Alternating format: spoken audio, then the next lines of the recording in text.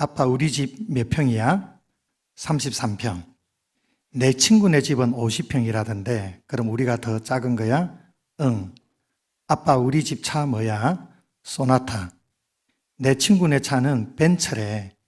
벤츠가 소나타보다 더 좋은 거야? 응. 아빠 그럼 우리 집은 부자야? 부자 아니야? 너는 부자가 뭔 줄 알아? 응. 비싸고 좋은 거 살 수 있는 거. 이건 완전 비밀인데 아빠는 사실 엄청 부자야. 우와, 진짜? 응. 아빠는 세상에서 가장 비싸고 가장 소중한 보물이 하나 있거든. 그게 뭔데? 바로 너. 나? 아, 뭐야? 크크크크크크. 카톡에 크크크 있죠? 아빠, 응. 그럼 나도 부자네. 왜? 세상에서 가장 좋은 아빠가 있으니까. 크크크크크. 여러분, 이 부자 간의 대화를 들으시면서 어떤 느낌이 드시는지요? 이 부자는 어느 누구보다도 행복한 것이 느껴지지 않습니까? 여러분, 행복은 멀리 있지 않습니다. 행복은 관계에서 있습니다. 나와 함께하는 사람과 좋은 관계로 살아가며 서로 사랑하며 그렇게 살아가는 그 자체가 행복인 것입니다. 그래서 행복은요, 조건에 있는 것이 아니라 관계에 있다라고 말합니다. 성경 잠언 15장 17절에 이런 말씀이 있습니다. 채소를 먹으며 서로 사랑하는 것이 살찐 소를 먹으며 서로 미워하는 것보다 나으니라.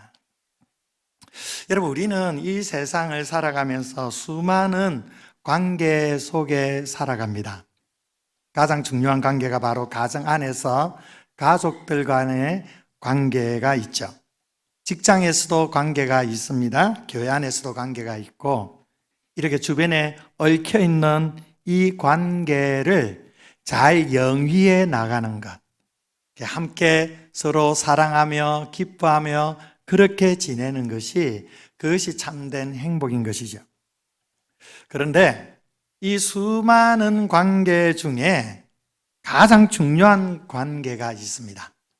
그것은 바로 하나님과의 관계입니다. 인간은 영적인 존재이기 때문에 하나님과의 깊은 관계 속에 있을 때 우리의 인생에 참된 행복이 있는 겁니다. 그래서 오늘 이 시간 여러분에게 우리에게 참 행복을 주시는 하나님의 사랑에 대해 말씀을 나누려고 합니다. 오늘 함께 읽었던 이 말씀, 요한복음 3장 16절, 이 한 절 말씀은 너무도 잘 아는 말씀입니다. 아마 교회 다니지 않으신 분들도 이 말씀은 그래도 많이 익히 듣고 알고 있을 것입니다. 이 한 절 말씀에 하나님의 마음이 다 담겨져 있습니다. 뿐만 아니라 성경 66권의 이 말씀, 그 말씀이 이 한 절에 다 들어가 있다고 해도 과언이 아닐 정도로 이 3장 16절 말씀은 너무도 중요한 말씀입니다. 우리 다시 한번 이 말씀을 한번 읽어볼까요? 자, 시작. 하나님이 세상을 이처럼 사랑하사 독생자를 주셨으니 이는 그를 믿는 자마다 멸망하지 않고 영생을 얻게 하려 하심이라. 아멘. 하나님이 이 세상을 사랑하신다고 말씀합니다. 이 세상이란 우리가 살고 있는 이 지구, 이 온 세상을 말하기도 하고요. 그리고 이 세상에 속해 있는 모든 인류, 그 사람을 말하기도 합니다. 더 중요한 것은 바로 이 자리에 계신 저와 여러분을 가리키는 것입니다. 하나님께서 여러분 한 분 한 분을 사랑하신다라는 겁니다. 왜 하나님께서 이 세상을 이렇게 사랑하시는 걸까요? 왜 하나님께서 우리를 이렇게 사랑하시는 걸까요? 이 세상은 바로 하나님의 작품이기 때문입니다. 성경에서 이렇게 말씀합니다. 태초에 하나님이 천지를 창조하시니라. 하나님이 천지를 창조하셨다고 말씀합니다. 이 세상을 창조하신 분이 다 하나님이시라는 거죠. 그런데 사람들은 하나님이 창조하셨다는 이 사실을 잘 믿으려고 하지 않습니다. 이 세상의 모든 것은 다 우연히 이루어졌다라고 말합니다. 그래서 자연 발생설을 말하기도 하고요. 또 빅뱅설, 즉 우주 초기의 대폭발을 통해서 이렇게 지구가 형성되었다는 것. 그러니까 우연히 이루어졌다는 거죠. 이런 것들을 사람들이 믿고 있습니다. 그리고 인간을 포함한 모든 생명체가 진화되었다고 그렇게 가르치고 있습니다. 그런데 여러분, 정말 그럴까요? 여러분, 우주 속에는 얼마나 많은 별들이 떠 있는지 아십니까? 우리가 사는 지구도 하나의 별인데 이 사람의 눈으로 확인할 수 있는 별, 이것을 가리켜 갤럭시라고 말합니다. 여러분 삼성 갤럭시 폰 쓰시죠? 갤럭시, 우리 은하라고 말하기도 합니다. 이 우리 은하에는 최소 2,000억 개 이상의 별이 있고 이 우리 은하 가장자리에 태양계가 위치해 있습니다. 이 태양계는 태양을 중심으로 8개의 행성을 포함하죠. 우리가 잘 알고 있는 대로 수성, 금성, 지구, 화성, 목성, 토성, 천왕성, 해왕성, 이것입니다. 우리는 이 태양으로부터 세 번째 행성이 지구에 살고 있죠. 지구는 태양계 중 생명체가 살 수 있는 조건을 완벽하게 갖춘 유일한 별입니다. 지구는 그저 우연히 생겨난 땅덩어리가 아니고 매우 정밀하게 설계된 것임을 나타내는 많은 증거들이 있습니다. 그 중에 하나가 지구의 크기입니다. 한국 사람들은 부동산에 관심이 많습니다. 어쩌면 부동산에 한이 맺혀 있습니다. 그래서 요즘은 참 살맛이 많이 떨어지는 세상을 살아가고 있죠. 한 번쯤 그런 생각 안 해보셨습니까? 지구가 더 큼직해져 가지고 부동산이 더 넓어지면 얼마나 좋겠느냐, 이렇게 말하시는 분들이 몇 분 계시더라고요. 그런데 이것은 정말 큰일 날 일입니다. 지구가 지금보다 10%만 더 커지면 중력이 너무 커져서 그 결과로 물의 수증기로 증발이 되지 않아, 이 물이 수증기로 증발이 되지 않아서 물의 순환이 차단돼 버립니다. 그래서 생명체가 살 수가 없게 되는 거죠. 그리고 지구가 지금보다 10%만 작아지면 이제는 반대로 중력이 너무 약해져서 한번 증발한 수증기가 우주 공간으로 영원히 날아가 버립니다. 물은 순환이 되는 거거든요, 수증기를 통해서. 그래서 이 결과로 지구는 물이 완전히 말라버리고 모든 생명체는 살아갈 수 없는 땅이 되는 겁니다. 현재 지구의 크기는 이 물순환이라는 차원에서 볼 때 이 생명이 살아가기에 가장 적합한 크기라는 겁니다. 그렇게 설계되었습니다. 이것이 과학적으로 증명된 사실이에요. 그리고 지구는 자전하고 있죠. 스스로 이렇게 돌고 있습니다. 이 자전 속도가 지금보다 더 빨라지게 되면 지구만 빨리 도는 게 아니고 지구를 감싸고 있는 공기도 빨리 돌게 되죠. 그러면 엄청난 태풍이 매일같이 불어닥치게 됩니다. 매일같이 허리케인 같은 태풍이 부는 지구에 누가 살아남을 수가 있겠습니까? 반대로 지구가 천천히 돌게 되면 지구가 크니까 이 비열 때문에 낮에는 너무 뜨겁게 되고 밤에는 너무 추워지는 거예요. 그 대표적인 예가 달입니다. 달은 대단히 느리게 돌기 때문에 낮과 밤의 일교차가 엄청납니다. 낮에는요 영상 200도까지 올라갑니다. 밤이 되면요 영하 150도까지 떨어집니다. 지구가 천천히 돌게 되면 이 달처럼 일교차가 너무 심해서 생명체가 결코 살아갈 수 없게 되는 겁니다. 그리고 지구는요 자전축이 23.5도 정도 기울어져 있습니다. 그래서 태양빛이 지구에 골고루 잘 비침으로 인해서 농작할 수 있는 면적이 최대한 늘어나게 되는 겁니다.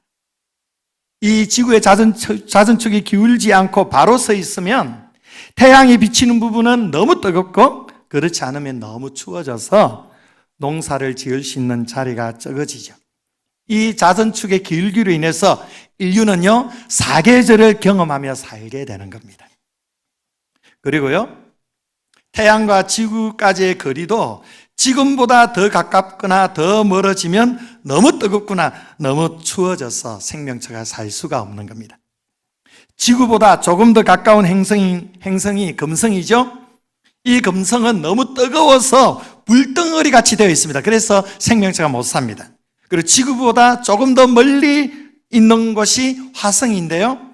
이 화성은 너무 추워서 얼어붙어 있습니다. 불화자라고 해서 뜨거운 것이 아닙니다. 굉장히 추운 것입니다. 그래서 이 두 곳 모두 생명체가 생존할 수가 없습니다. 이와 같이 이 지구는요, 아무렇게나 뻥 터져서 그렇게 형성된 그런 흙덩어리가 아닙니다. 그 크기와 회전 속도와 태양과의 거리나 기타 등등이 우리 생명체가 살기에 가장 적합하게 설계되어 있는 아주 정밀한, 아주 세밀한 우주선과 같다고 볼 수가 있습니다.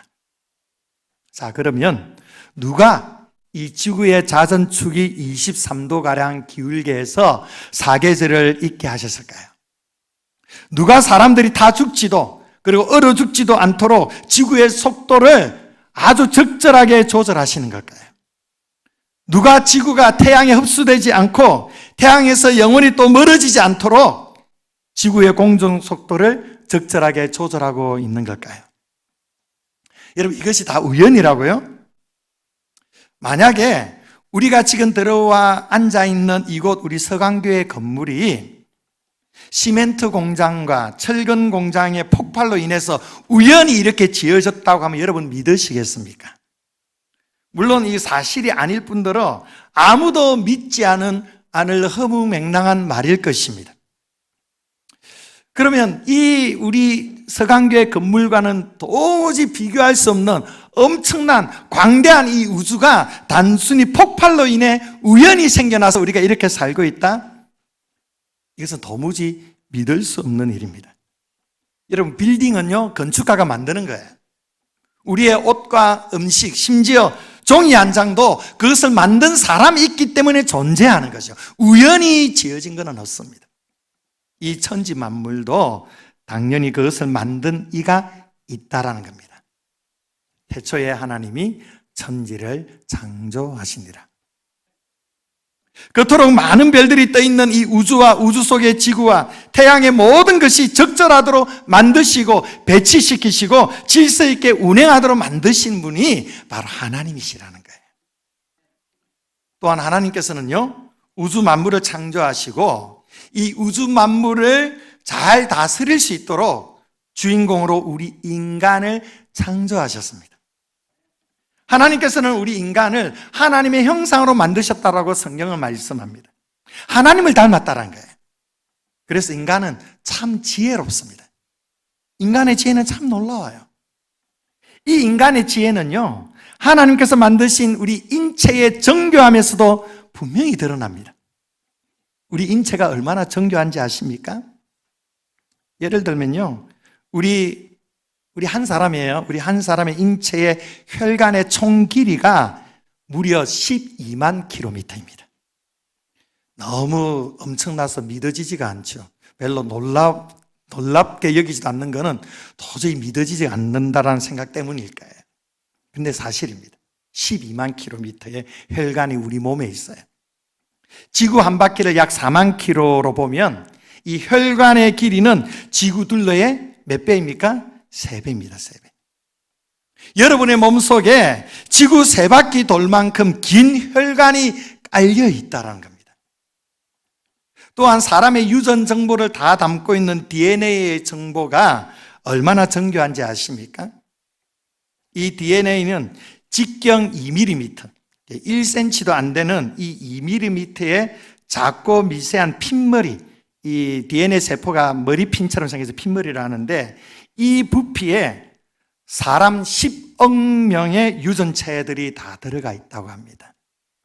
별로 놀라지도 않습니다. 다들 스케일이 커가지고. 이 핀머리 부피에 들어간 DNA 정보가 지구에서 달까지 쌓아놓은 책들, 지구에서 달까지 책을 쌓아놓는다면 어마어마하지 않겠습니까? 이 책들의 왕복 500배나 된다고 합니다. 감사합니다. 여러분 대단하지 않습니까? 저는 뭐 과학자가 아니고 과학을 뭐 그렇게 뭐 많이 공부를 하는 사람이 아니라서 이런 얘기 하나하나가 뭐 이렇게 내리에 막 박히고 막 그러진 않아요, 사실. 그런데 그냥 이 자료들, 이 외에도 참 많은 자료들이 있는데 이 자료들을 읽으면 읽을수록 와, 뭔지는 모르지만 좀 더 연구해 보면 거의 더 놀랍겠죠. 우리 아이는 과학에 되게 관심 있는 아이인데 이거 하나하나를 정말 놀라야 하더라고요. 그런데 여러분, 이것이 단순히 진화되었다고요? 이 말이 안 되는 거예요. 세계적인 진화론자, 돌아가신 분입니다. 조지 월드라는 분이 계십니다. 이분이 이런 말을 했습니다. 생명의 기원에 대해 언급할 때 우리에게는 단 두 개의 가능성만이 있다. 신의 초자연적 창조 혹은 우연 발생 진화. 이 외에 또 다른 가능성은 있을 수가 없다.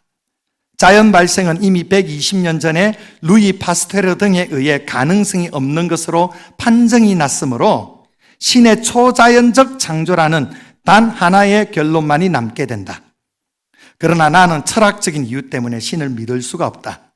그러므로 나는 과학적으로 불가능한 것을 믿기로 했다. 그것은 바로 생명이 우연히 발생하여 진화했다라는 것이다. 이런 무슨 말씀입니까? 무슨 말입니까?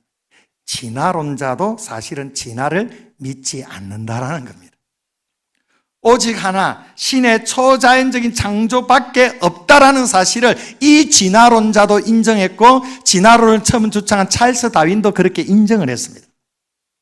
그러나 자신은 지금 무신론자니까, 무신론자이기 때문에 신의 존재를 인정하고 싶지 않기 때문에 그래서 완전히 불가능한 진화를 믿기로 했다는 겁니다. 여러분, 이게 무슨 믿음입니까? 이런 궤변이 어디였습니까? 그것이 진리라고 한다면 그냥 믿으면 되는데 이거 믿으면 신을 인정하는 거야. 그래서 나 안 믿을래. 진화론은 얼토당토 안 하는 거지만 이것은 아니라는 걸 결론이 났지만 그래도 나 이거 믿을래.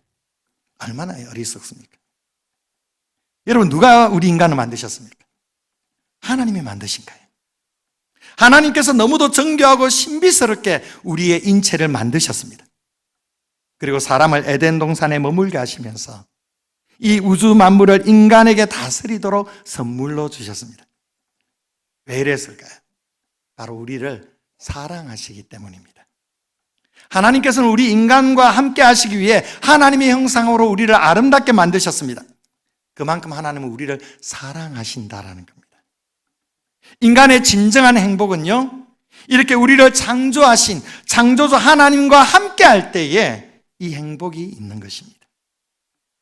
문제는 우리가 죄로 인해 이 하나님과의 관계가 깨어졌다는 겁니다. 하나님께서 인간에게 선악과를 따먹지 말라고, 따먹으면 반드시 죽는다라고 최초의 인간 아담에게 말씀하셨는데 이 인간이 선악과를 따먹고 말았습니다. 인간이 하나님을 모시고 하나님이 밑에서 우주 만물을 다스려야 되는데 인간 스스로 하나님처럼 되려고 하나님께 대들었던 그런 죄를 지었습니다. 그 때문에 인간은 그만 에덴 동산에서 쫓겨나게 되었고 그때부터 죄가 이 세상에 들어왔습니다. 모든 사람이 그래서 죄를 짓게 되었습니다. 로마서 3장 23절에 이렇게 말씀하죠. 모든 사람이 죄를 범하였음에 하나님의 영광에 이르지 못하였다. 인간은 죄를 지었기 때문에 죄인이 되었습니다. 인간은 죄 때문에 하나님과 원수가 되어버렸어요. 하나님이 창조하신 인간이 하나님이 없다라고 말하기까지 이르게 되었습니다. 인간은 타락해서 하나님께서 좋아하시는 일을 하나도 할 수 없게 되어버렸습니다. 이 인간의 죄 때문에 하나님과 원수가 되었을 뿐만 아니라 인간과 인간 사이에서도, 그리고 우리 인간과 세상과의 사이에서도 뭐가 찾아왔느냐면 고통이 찾아왔어요. 병도 들기도 하고요, 사고도 나고 재난도 터지고 또 우리 안에 있는 그 욕망과 욕심 때문에 서로 싸우기도 하고 더욱이 죽이기까지도 하게 되었습니다. 이렇게 인간의 죄로 인해 고통도 들어오고 사망도 들어왔습니다. 그래서 성경에서는요, 죄의 삭은 사망이라고 했습니다. 죄의 삭은 사망이다. 여러분, 죽음이 무엇인지 아십니까? 죽음은 그냥 죽는 것이 아니에요. 이 죽음에는 세 종류가 있습니다. 첫 번째 죽음은 영적인 죽음입니다. 하나님으로부터 완전히 단절되어 있는 상태, 완전히 끊어져 버리는 상태입니다. 생명의 근원이신 하나님으로부터 분리되어 있는 사람은 그가 어떤 높은 신분에 있든지 어떤 처지에 있든지 관계없이 죽은 것입니다. 물 밖에 나와 있는 물고기는 그것은 죽어지는 존재예요. 눈에 어떻게 보여도 죽어 있는 존재라는 거예요. 두 번째 죽음은 육신의 죽음입니다. 인간은 70년, 80년 인생을 살다가 죽습니다. 요즘은 100세 시대라고 해서 100세 이상 사는 시대를 맞이하고 있습니다. 여러분 모두 100세 이상 건강하게 잘 사시기를 바랍니다. 중요한 것은 100세를 살든 어떻든 중요한 것은 언젠가는 죽는다는 겁니다. 저는 세 자녀를 키우고 있습니다. 보시다시피 제가 키가 좀 큰 편입니다. 키가 좀 큰데, 그래서 자식들을 키우면서 우리 아들들이 저보다 키가 더 클 것이라는 걸 한 번도 생각해 본 적이 없습니다. 항상 제가 내려다봐야 될 존재로만 여겼는데, 그런데 어느 순간 보니까 이 두 놈이 저보다 더 큰 겁니다. 제가 이렇게 보고 있는 겁니다. 반대로 저는 점점 아직까지 좀 젊어 보이지만 제 개인적으로는요, 점점 늙어가고 있다는 걸 여실히 느끼고 있습니다. 죽음을 향하여 그만큼 다가가고 있다는 겁니다. 인생은 누구나 다 하나님이 오시라고 하면 가야 되는 겁니다. 거역할 수도 없고 막을 길이 없어요. 떠나고 싶지 않아도 우리는 어쩔 수 없이 떠나야만 합니다. 그리고 보내고 싶지 않아도 어쩔 수 없이 보내야만 합니다. 우리 육신이 왜 죽을까요? 생명으로부터 분리되어 있기 때문입니다. 인간이 죽는다는 것은 생명의 근원 대신 하나님을 떠나 있다는 증거라는 겁니다. 세 번째 죽음이 있습니다. 영원한 멸망의 죽음입니다. 성경은 말씀합니다. 한 번 죽는 것은 사람에게 정해진 것이요, 그 이후에는 심판이 있다고 했습니다. 그 심판이 무엇입니까? 하나님을 믿지 않고 하나님께로 돌이키지 않고 죽게 된 그 영혼은 바로 영원한 형벌인 지옥에 가게 된다는 것입니다. 한 번 들어가면 끝장입니다. 아무도 그곳에서 벗어날 수가 없습니다. 그래서 단테는 그가 쓴 신곡에서 지옥에 관하여 이렇게 말했습니다. 이곳에 들어가는 자는 희망을 버릴지어다. 아무 희망이 없는 겁니다. 하나님으로부터 심판을 받은 상태에서 영원히 사는 것이 영원한 죽음입니다. 이것이 인간의 운명입니다. 사람들이 이렇게 말합니다. 천당과 지옥이 있는지 없는지 어떻게 알아? 가봐야 알지. 가봐야 안다고 하시는데, 가봐서 알게 되면 그때는 이미 늦은 순간입니다. 죄인들이 갈 곳은 바로 지옥밖에 없어요. 참 절망적이지 않습니까? 우리 인간의 존재가 이렇게 절망적인 존재입니다. 그런데 여기서 끝난다고 한다면 아마 우리에게 소망이 없는 것입니까? 놀라운 사실이 있습니다. 하나님께서 이런 죄로 인해 멸망할 수밖에 없는 우리 인간을 여전히 불쌍히 여기시고 여전히 사랑하신다는 사실입니다. 그래서 본문 말씀에서 뭐라고 합니까? 독생자를 주셨으니. 이 세상에는 아무도 우리를 구원해 줄 구원자가 없습니다. 나의 죄를 다 용서하고 나를 하나님과 화목시켜 줄 만한 어떤 사람도 없습니다.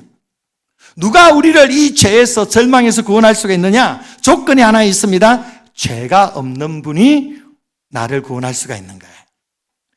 죄가 있는 사람이 어떻게 죄인을 구원할 수가 있겠습니까? 죄 없는 존재가 나를 구원할 수 있는 겁니다. 그런데 흙으로 태어난 인간 중에는 아무도 죄가 없는 사람은 없습니다. 죄가 없으신 분은 오직 하나님밖에 없습니다. 그런데 하나님은 영이시기 때문에 죽으실 수가 없어요. 피를 흘릴 수가 없습니다. 그래서 하나님이 너무도 사랑하시는 우리를 죄에서 구원하시기 위해 아들을 보내시기로 결정을 하셨습니다. 하나님의 아들 예수 그리스도는 죄가 없는 분이시기 때문입니다. 여러분, 아버지와 아들은 하나입니다. 아버지가 짐승이면 아들도 짐승이고요. 아버지가 인간이면 아들도 인간인 겁니다. 마찬가지로 하나님의 아들인 예수님은 곧 하나님이신 겁니다.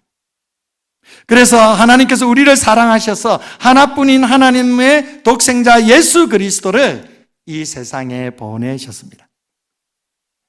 왜 예수님을 이 세상에 보내셨을까요? 성경 히브리서 9장 22절에 이런 말씀이 있습니다. 율법에 따라 그의 모든 물건이 피로써 정결하게 되나니 피 흘림이 없은즉 사함이 없느니라. 죄는 반드시 생명을 상징하는 피를 흘려야 용서받을 수 있는 것이 하나님의 법칙이라는 겁니다. 여러분이 무슨 죄를 범했든지 그 죄에 대해서는 반드시 대가를 치루어야 된다는 겁니다. 모든 죄는 지극히 작은 것에서부터 큰 것까지 그 죄를 용서받는 길은 하나밖에 없습니다. 세상에서 용서받을 때는 어떤 큰 죄를 지고 어떤 그 나라 법을 어겼을 때는 감옥에서 형을 살면 되는 것이죠. 그러나 하나님 앞에서 그 죄를 처리할 수 있는 길은 피를 흘려야 된다는 거예요. 생명을 대신 희생시켜야 된다는 겁니다.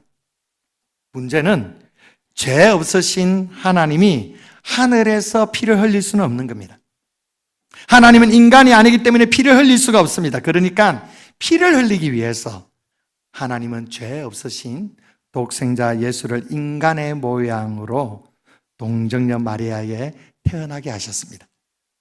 사람이 되어 이 세상에 오신 것입니다. 그래서 독생자를 주셨으니라는 거예요. 이 독생자를 주셨으니 할 때 이 주셨으니의 말에는 두 가지 의미가 있습니다. 첫째는 하나님이 자기 아들을 사람으로 내어 보내셨다라는 말씀입니다. 그래서 예수님은 우리와 똑같은 몸으로 이 세상에 찾아오셨습니다. 나 대신 피를 흘리기 위해서라는 거죠. 둘째는 십자가에 죽게 하셨다는 겁니다. 우리가 죽을 자리에 예수 그리스도가 대신 서기 위함입니다. 로마서 6장 23절에 죄의 삭은 사망이요 하나님의 은사는 그리스도 예수 우리 주 안에 있는 영생이라고 말씀했습니다. 죄 지은 사람은 반드시 죽게 되어 있는데 우리 예수님이 이 세상에 오셔서 내가 설 죽음의 자리에 대신 서신 것입니다. 그래서 십자가를 지셨습니다. 십자가는 가장 참혹스러운 죽음입니다. 십자가는 가장 저주스러운 죽음이에요. 이 죽음을 하나님께서 예수님에게 지게 하셨습니다. 예수님이 지신 십자가는 하나님이 우리를 얼마나 사랑하시는지를 증명해주는 가장 찬란한 마크입니다. 그래서 로마서 5장 8절에 이렇게 말씀합니다. 우리 함께 읽어볼까요? 시작. 우리가 아직 죄인 되었을 때에 그리스도께서 우리를 위하여 죽으심으로 하나님께서 우리에 대한 자기의 사랑을 확증하셨느니라. 아멘. 예수 그리스도를 나 대신 십자가에 죽게 하신 그 사랑을 볼 때에 하나님이 우리를 얼마나 극진히 사랑하시는지를 확실하게 증명해 준다는 겁니다. 여러분, 이것이 어떻게 평범한 사랑이라고 말할 수가 있겠습니까? 자기 아들을 나 대신 세상에 보낸 것이 어떻게 평범한 사랑일 수가 있겠습니까? 자기 아들을 나 대신 죽음의 자리에 대신 집어넣으신 것이 어떻게 평범한 사랑이겠어요? 어떻게 적당히 듣고 넘어갈 수 있는 사랑이겠습니까? 어떻게 듣고 그냥 농담처럼 그렇게 여기며 웃을 만한 사랑이겠습니까? 이 사랑은 정말로 말로 형용할 수 없는 놀라운 사랑이 아니겠습니까? 제가 서울에서 목회했던 적이 있습니다. 이래봐도 저는 서울 사람입니다. 사투리 쓰는 서울 사람입니다. 서울에서 목회했던 적이 있는데 한 집사님 한 분이 자기 아들을 끔찍하게 아끼고 사랑하시는 분이셨습니다. 물론 자식 사랑하지 않는 부모가 어디 있겠냐면은 이분은 그 정도가 훨씬 우리보다 더한 분이셨어요. 그런데 이분이 아들을 이렇게 끔찍히 사랑한 이유는 자신이 어린 시절에 아버지로부터 사랑을 받지 못했기 때문이었어요. 고아처럼 버려진 삶을 살았기 때문에 그 상처가 깊이 그 집사님의 그 마음에 새겨져 있었습니다. 그래서 자기는 절대 아버지처럼 그렇게 하진 않겠다. 끝까지 자기의 아들을 책임지고 사랑하겠다는 그 마음을 가진 겁니다. 그래서 이 아들에 대한 그 마음이 얼마나 각별했는지 모릅니다. 딱 보면 아들이 곧 자기 자신이었어요. 그래서 아들이 아파하면 아들보다 더 아파했습니다. 아들이 대학 진학에 실패하니까 아들보다 더 좌절하고 더 무너져 내리는 것을 보았습니다. 그런데 문제는 이분이 교회를 오래 다니면서도 하나님이 아들을 십자가에 내어주신 이 사랑을 잘 받아들이지를 못하는 겁니다. 어떻게 아버지가 아들을 죽음의 자리에 내놓을 수가 있느냐라는 거예요. 다른 말씀들은 잘 듣고 참 은혜 받는 것 같은데 이 십자가 앞에서는 늘 부딪히는 겁니다. 이것이 바로 우리 집사님을 향한 하나님의 사랑이라고 얘기를 해서도 자기는 이것을 받아들이기가 너무 힘들다는 겁니다. 이게 안 믿어지는 게 아닌데 받아들이기가 힘들다는 겁니다. 이런 하나님에 대해서 오히려 분노가 생긴다는 거예요.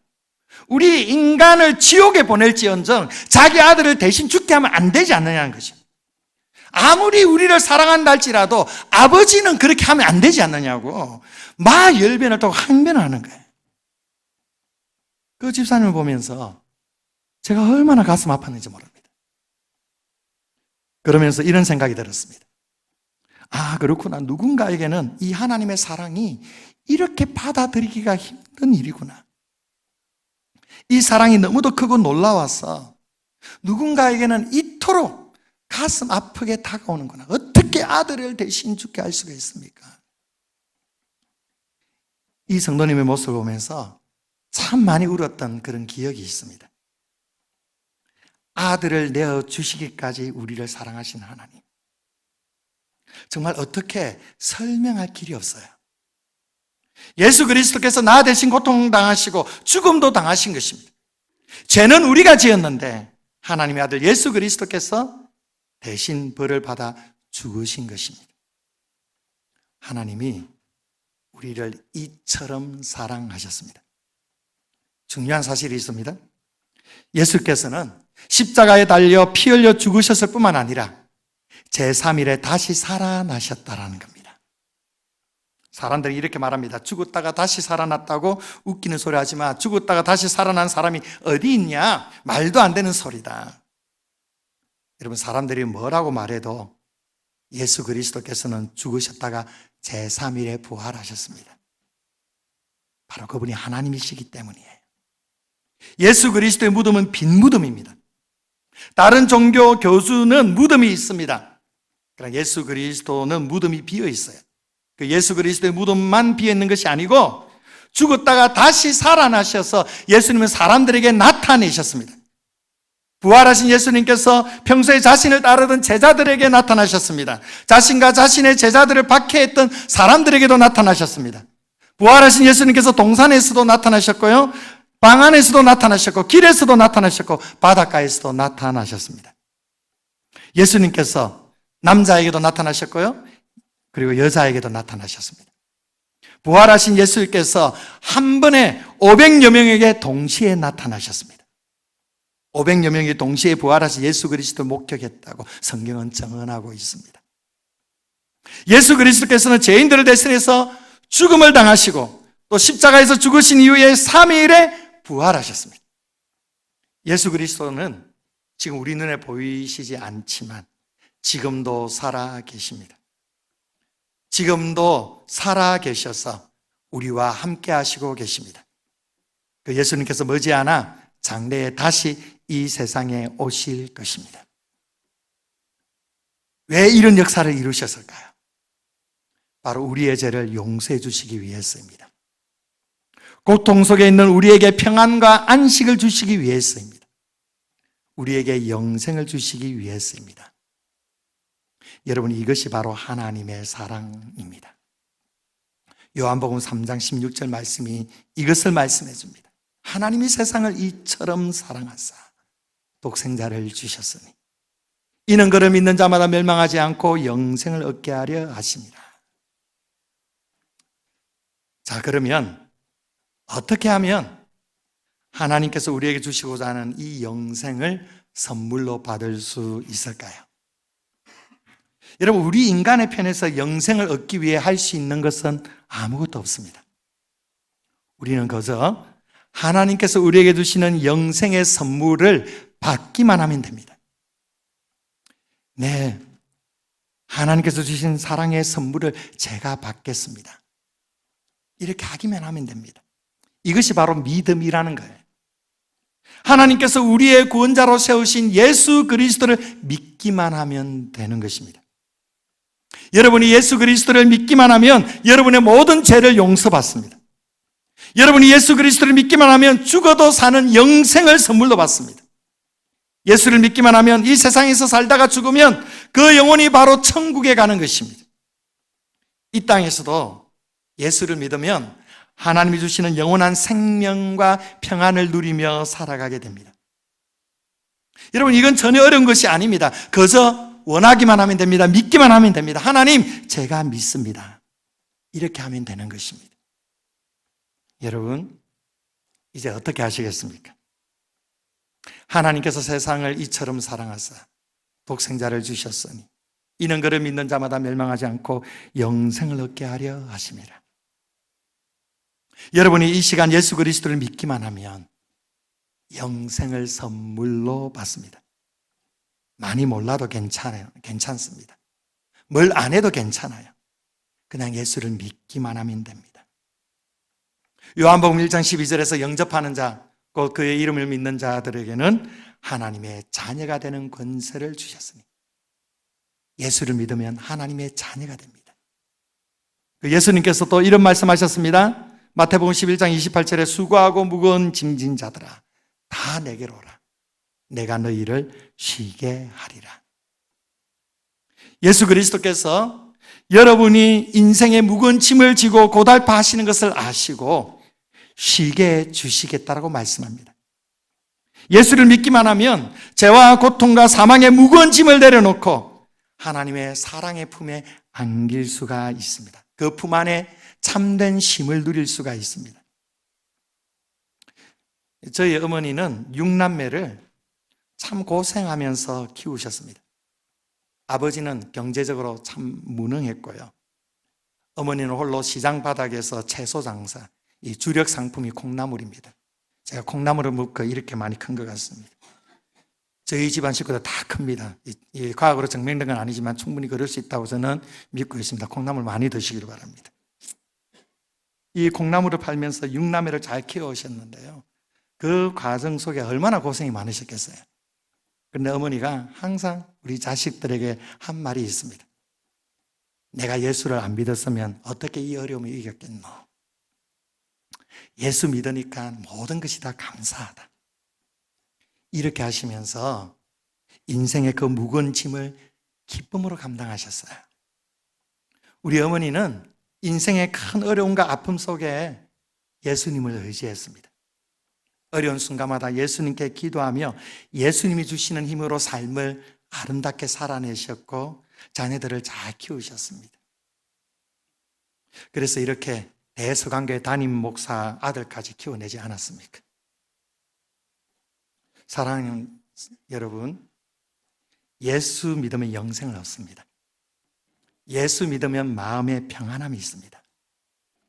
예수 믿으면 영혼의 참된 쉼을 경험합니다. 예수 믿으면 지금 당장 죽어도 천국에 갑니다. 사랑하는 여러분, 여러분이 여러분의 지인의 초청에 의해서, 가족의 초청에 의해서 이 자리에 온 것 같지만, 그러나 이 배후에는 여러분에게 영생을 주시고자 기다리시는 예수님의 초청이 있다라는 사실을 기억하시기를 바랍니다. 예수님은 여러분을 사랑하십니다. 이 예수님을 나의 주, 나의 하나님으로 영접하시고 믿으시기를 바랍니다. 이 시간에 여러분들을 조용히 초청하고자 합니다. 한번 눈을 감아 보시기를 바랍니다. 한번 눈을 감아 보시겠습니까? 네, 감사합니다. 이 시간 조용히 여러분을 초청하기를 원합니다. 하나님, 오늘 말씀을 듣고 저도 예수를 믿고 싶습니다. 저도 영생의 선물을 받고 싶습니다. 저도 하나님의 사랑의 선물을 받고 싶습니다. 저도 이제 관심을 가지고 하나님의 말씀을 듣고 변화되기를 원합니다. 이런 분들은요, 모시고 오신 분과 함께 좀 용기 있게 한번 자리에 일어나 주시면 감사하겠습니다. 오늘 방문하신 분들이 39명 정도 계시는데요, 너무 두려워하지 마시고 한번 모든 분들 다 눈을 감으시고요, 내가 예수를 믿기를 원합니다, 이런 분들은 그 자리에 잠시 일어서 주시면 감사하겠습니다. 함께 모셔오신 분들이 일어나 주시면 좋겠습니다. 여러분의 결단이 여러분의 영혼을 결정을 하는 것입니다. 영혼이 지옥에서 고문을 당할 것인가, 영혼이 천국에서 복을 누릴 것인가, 이것을 결정합니다. 천국과 지옥이 어디 있어? 죽으면 그만이지. 혹시 이렇게 생각하시면 착각하는 거예요. 영원히 후회할 착각을 하는 것입니다. 죽으면 바로 어이쿠 정말 그러네, 정말 천당과 지옥이 있네, 이렇게 바로 통탄할 것이기 때문입니다. 여러분, 지금이 기회입니다. 지금이 구원을 받을 수 있는 호기입니다. 지금이 하나님께서 사랑하셔서 주시는 영생을 선물로 받을 수 있는 절호의 찬스입니다. 지나간 인생길 얼마나 힘들고 무거웠습니까? 이 무거운 마음, 무거운 짐, 누구도 알아지지 않는, 그래서 혼자 끙끙 앓고 있는 이러한 마음의 아픔을 가지고 지내고 있지는 않습니까? 수고하고 무거운 짐진 자들아 다 내게로 오라, 내가 너희를 쉬게 하리라. 우리 주님께서 여러분을 초청하십니다. 이제 내 어깨에 짊어지고 있는 이 무거운 짐을 예수님께 벗어버리고 싶습니다. 참된 평안을 누리고 싶습니다. 이런 분들도 모시고 오신 분과 함께 그 자리에서 한번 용기 있게 일어나 주시겠습니까? 한 번 죽는 것은 사람에게 정해진 것입니다. 그러나 이 땅에서의 생애가 끝이 나면 그걸로 끝이 나는 것이 아니라 영원한 천국에서의 삶이 우리를 기다리고 있습니다. 이것을 가리켜 영생의 복이라고 말하죠. 목사님, 저도 예수님을 믿고 영생의 복을 누리고 싶습니다. 저를 위해 기도해 주십시오. 자, 이런 분들 한번 그 자리에 일어나 주시지 않겠습니까? 여러분이 일어나시면 제가 기도해 드리겠습니다. 자, 이제 참 많은 분들이 일어나 주셔서 너무도 감사합니다. 하나님께서 여러분들을 기뻐하십니다.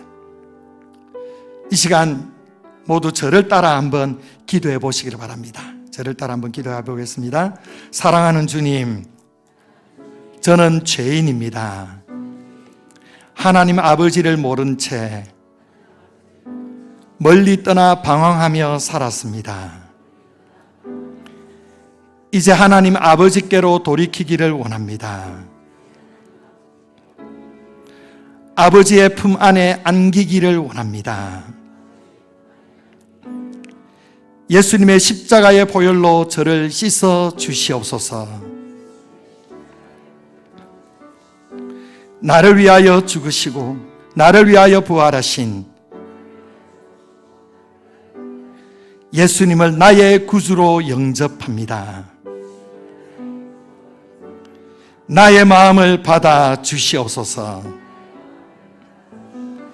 내 인생의 모든 무거운 짐 십자가에서 감당해 주심을 감사합니다. 죄의 짐도, 슬픔의 짐도, 고독의 짐도, 질병의 짐도 감당해 주심을 감사합니다. 이 사실을 믿습니다. 예수님을 나의 구주로 모셔드립니다. 내 안에 들어와 주시고 나의 구원자이신 예수님이 주인 되시는 삶을 살게 하여 주옵소서. 예수님의 이름으로 기도드립니다.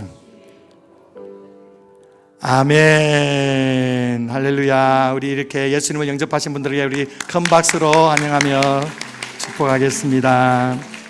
아멘. 자, 자리에 앉아주시고요. 이 시간에는요, 잠시 여러분이 가지고 계신 결심 카드를 꺼내 보시기를 바랍니다. 결심 카드 받으신 결심 카드 있을 것입니다.